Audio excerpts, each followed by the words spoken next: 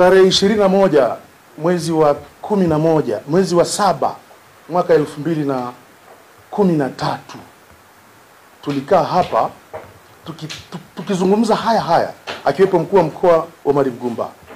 Haya yani tunarudia tu lakini tulipata ufumbuzi hapa kwenye ukumbi huu. Kwa hiyo foleni hii ni ya kutengeneza, sio kwamba foleni hii kuna changamoto upande wa hawa watu wa forodha, si upande wa custom kukiria document. Foleni hii ni ya kutengeneza kwa sababu sisi tunakuja kila kitu kimekamilika. Lakini kama sio kutengeneza, kuna kitu gani mheshimiwa? Tuulizane hapa, kwa nini tukija foleni zinaisha? Kwa nini tukiondoka foleni narudi?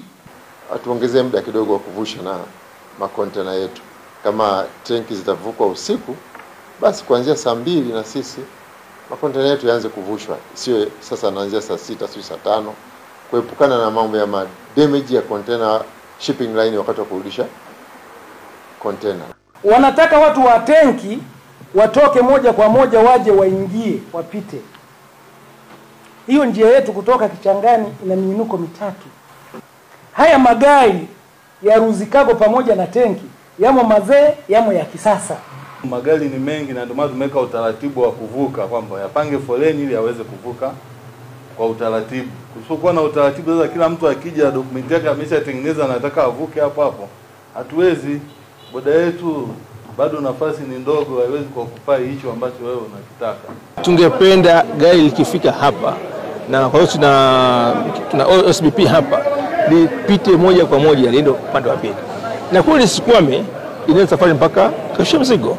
Ili huyu mfanyabiashara huyu au na nafasi ya kufanya safari za kutosha.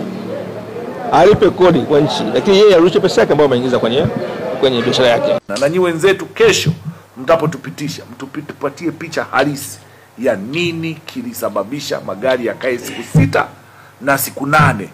Kama tatizo ni sisi, tujue ni sisi.